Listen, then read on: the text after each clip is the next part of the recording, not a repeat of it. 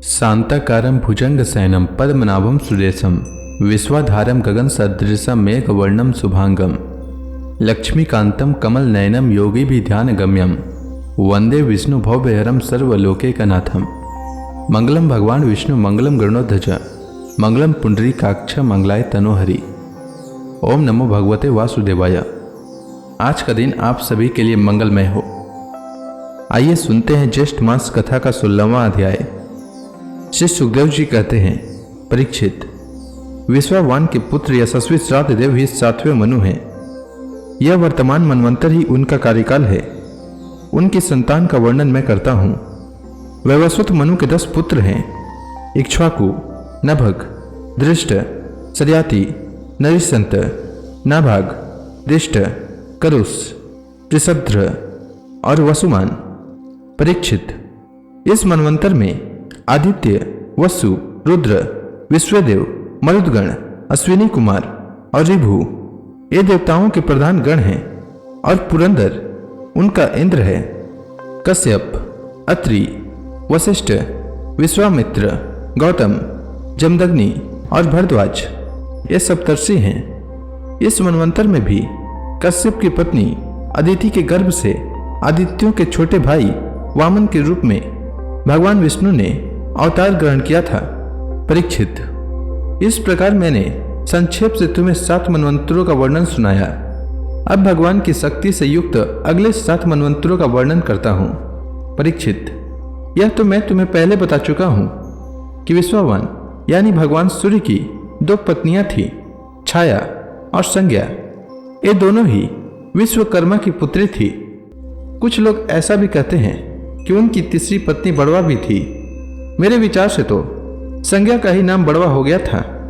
उन सूर्य पत्नियों में संज्ञा से 3 संतानें हुई, यम, यमी और श्राद्धदेव। छाया के भी 3 संतानें हुई, सावर्णी, स्नेश्चर और तप्ती नाम की कन्या जो संवरण की पत्नी हुई। जब संज्ञा ने वड़वा का रूप धारण कर लिया तब उससे दोनों अश्विनी कुमार हुए। 8वें मनवंतर में सावर्णी मनु होंगे। उनके पुत्र होंगे निर्मक, विरजस्क आदि। परीक्षित, उस समय सूतपा, विरचा और अमृतप्रभ नामक देवगण होंगे। उन देवताओं के इंद्र होंगे विरोचन के पुत्र बलि। विष्णु भगवान ने वामन अवतार ग्रहण करके इन्हीं से 3 पग पृथ्वी मांगी थी, परंतु इन्होंने उनको सारी त्रिलोकी दे दी।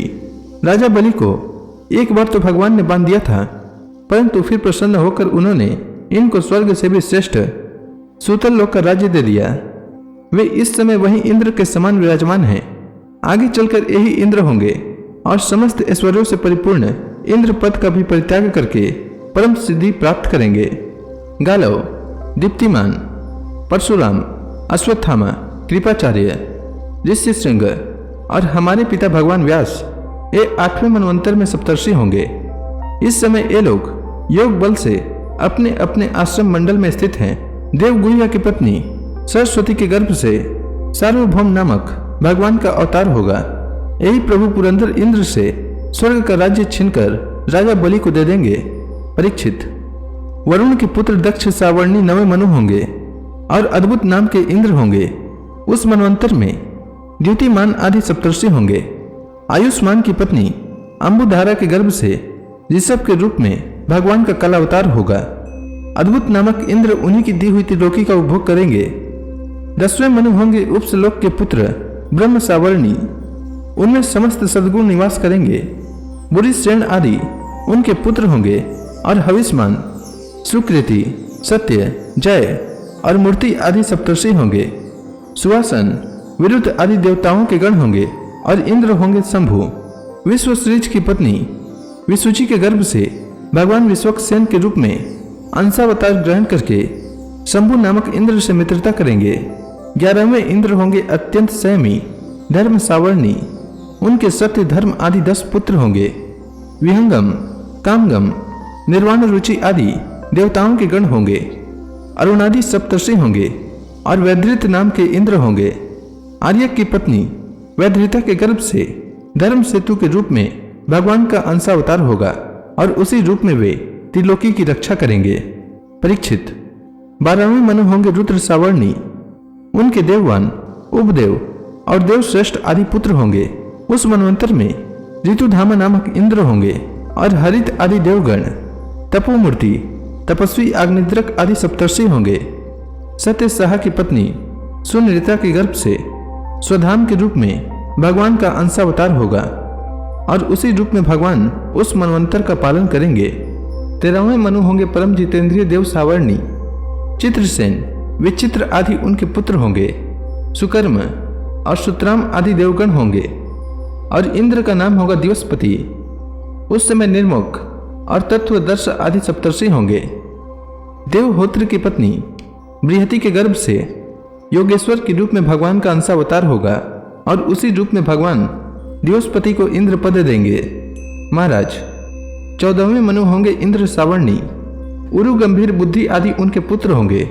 उस समय पवित्र चाक्षुष आदि देवगण होंगे और इंद्र का नाम होगा सुचि। अग्नि, बाहु, सुचि, शुद्ध और मागध आदि सप्तर्षि होंगे। उस समय सत्रायण की पत्नी विताना के गर्भ से बृहद भानु के रूप में भगवान अवतार ग्रहण करेंगे और कर्म कांड का विस्तार करेंगे। परीक्षित, ये 14 मनवंतर भूत, वर्तमान और भविष्य तीनों ही काल में चलते रहते हैं। इन्हीं के द्वारा एक सहस्त्र चतुर्युगी वाले कल्प के समय की गणना की जाती है। तो इसी के साथ यह अध्याय समाप्त हुआ। इसके आगे की कथा मैं कल के अध्याय में सुनाऊंगा। तब तक के लिए भगवान हरि का नाम लेते रहें। तो प्रेम से बोलिए भगवान विष्णु की जय, श्री कृष्ण भगवान की जय, समस्त देवी देवताओं की जय।